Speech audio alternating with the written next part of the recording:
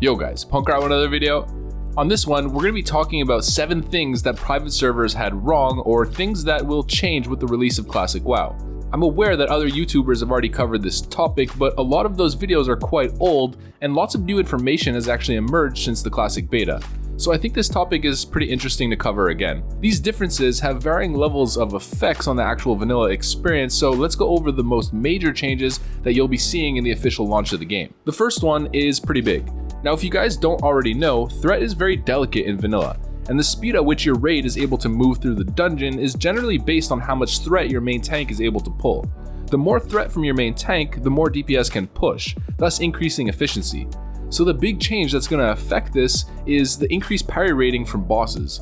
There was a blue post a while back stating that boss level mobs actually have a 14% chance to parry incoming strikes.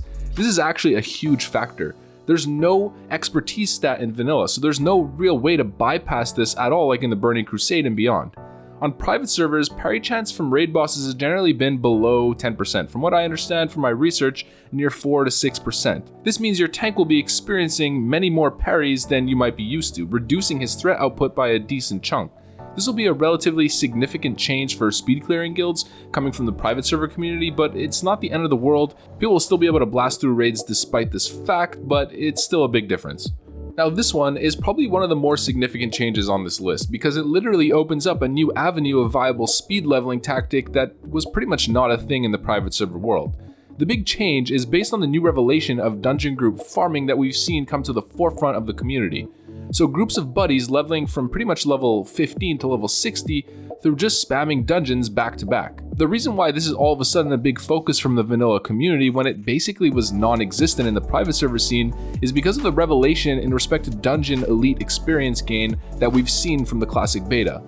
So a normal elite mob will generally give about 2 times normal experience. So if you have a level 25 normal mob, it gives you, let's say, 50 experience just for sake of conversation. A 25 elite will give you 100, so 2 times. What we've learned is that dungeon elites actually give you 2.5 the base experience. So that level 25 elite, if it was a dungeon mob, will now give you 125 experience. I found some old wiki information actually stating this, so it really surprises me that certain private servers have seemingly got this one wrong, or maybe some servers actually had it scaled properly and the player base just never really took advantage of this like we've seen recently on Twitch.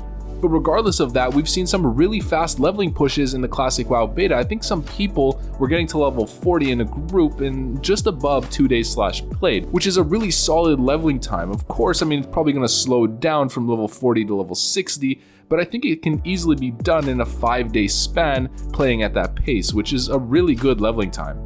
Now this change is riddled in mystery. We still have so much to learn in respect to this one. It's related to combat values. The biggest red flag that many people brought up during the first portion of the classic beta was generic mob damage values. For people coming from the private server world, they were immediately up in arms stating that damage values were off, particularly in dungeons, stating that the incoming damage was way too low and dungeons were much more easy than they had expected or that they thought was Blizz-like.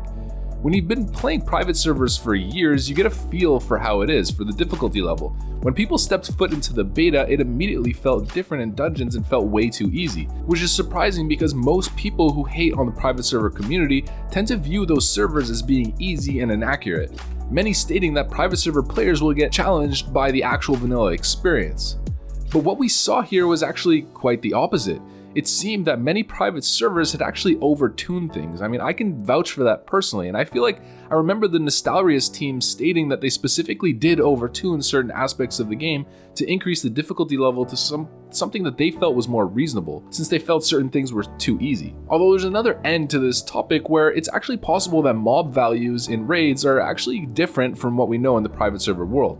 Specifically for bosses, we don't actually know the resistance numbers, armor numbers, and in general the stat line and scaling for each boss in a raid. This is a huge factor. Every boss in vanilla has their own unique values. Shazra, for example, the boss in Molten Core, has very high arcane resistance. Other bosses have fire resistance, shadow resistance, frost, nature, you name it. Different armor values as well, and all of this information has always been on Blizzard's end, so private server devs have operated pretty much blind in boss values. I think through the process of reverse engineering based on all the information and the boss kill videos that we have access to, and just theory crafting data in general from back in 2006 vanilla, it's relatively accurate, but who knows, there still might be some major differences that we're completely unaware of. Next one is widely known, but it's gotta be on the list, boys. It's melee leeway. So leeway, I've explained so many times on this channel before, is the extra buffer range that melee classes get when chasing a moving target, increasing the range of hitbox interactions significantly, especially on torrents. Initially, the community was in a total uproar about this. The outcry was palpable from the private server PvP community. But it seems that melee leeway is in fact Blizz-like. I made a video about it about a month ago, and it seems from some of the footage that I found from original PvP videos that it was actually part of the game. This is something that's going to affect PvP in a major way. Melee classes just got a massive buff from what we know in the private server PvP world. So warriors are now extendo arm warriors, Hulk smacking you with their long schlong all the way from Hong Kong. You better run, boy, cause Uncle Ruckus will get you with that melee leeway. But I think the people who are getting the short end of the stick, like we're seeing it in the classic WoW beta, is the mage. So mages specifically when they're trying to solo farm AoE grind in their leveling process. Now on private servers, mages are by far the best solo levelers available. They can pretty much get from 1 to level 60 in 2 days and some change / played. But I'm pretty sure on the classic WoW beta that hunters are going to regain the throne of the best solo levelers in the game. But yeah, melee leeway actually last week was confirmed by Blizzard to be working as expected. It's the new norm, the cows are happy, get used to it. Now this, like melee leeway, again is a massive change, and throws off the world PvP 1v1 power hierarchy that we know from private servers quite a bit. This one affects me as well in phase 1 to 2 and my plans for the first 2 phases.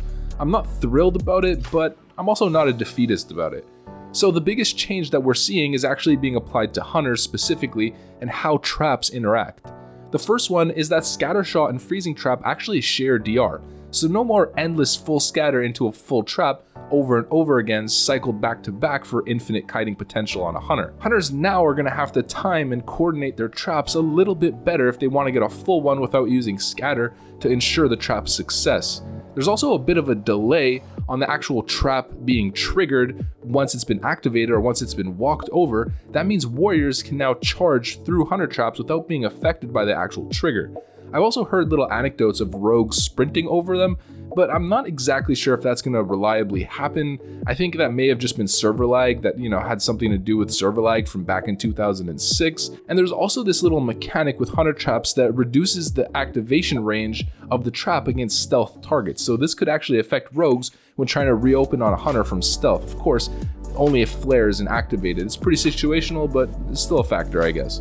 And once again, another major one. If you came from private servers, you know how most top guilds revolve their raid prep around the collection of world buffs. So you'll have 2 groups that'll run DM North tribute runs, get 40 people through those 2 DM IDs, get all the buffs on all 40 people, maybe like 45 minutes before the raid actually starts. Then you'll go to Orgrimmar and collect your Rallying Cry of the Dragon Slayer, so you'll pop an Onyxia head or Nefarian head, maybe pop a Warchief's Blessing, go to Thunderbluff and get the Dark Moon Fair buff, and then people are maybe starting to head out to Fellwood and collecting Songflower Serenade, and right before you guys head to raid, you might also go to Stranglethorn Vale and get Hakar's Heart buff or the Spirit of Zandalar, then head and speed clear through pretty much as you can with those buffs.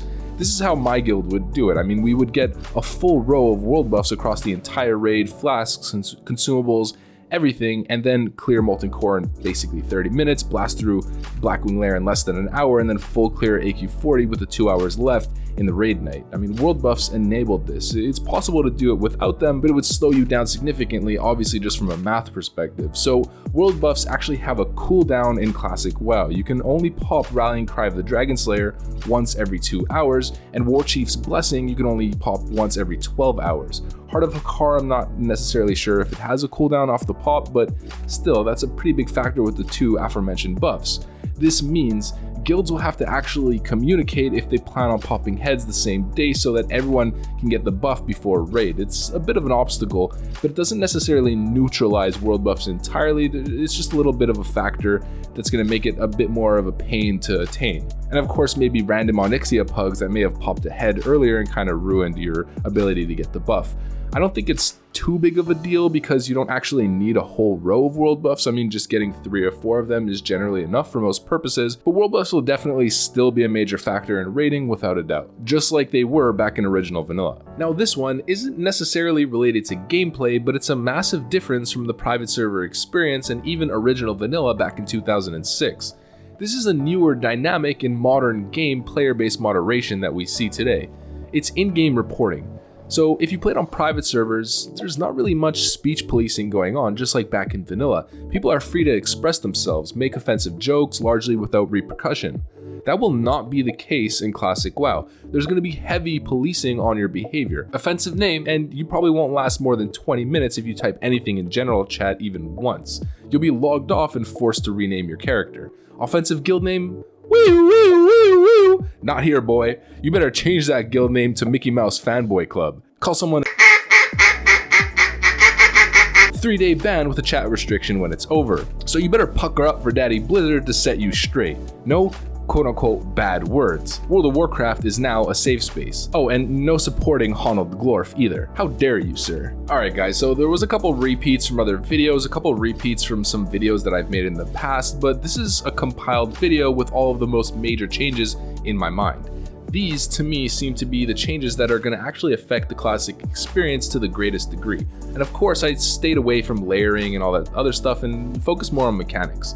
These are the ones that I'm aware of, but there's probably more, there's definitely more. I'm super curious about this topic, I'm honestly always thinking about it, so if you guys know of anything that I'm unaware of, please drop it in the comment section. There's going to be some changes to what we've sort of been accustomed to over the last couple of years of playing on unofficial servers. Good or bad, I'm just excited to finally step foot in vanilla once again in an official sense.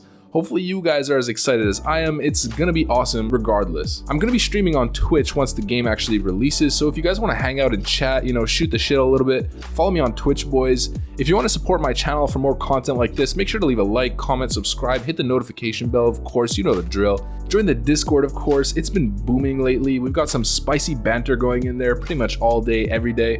Hope to see you guys there. Thanks for watching, I hope you enjoyed it, and I'll catch you on the other side. Peace.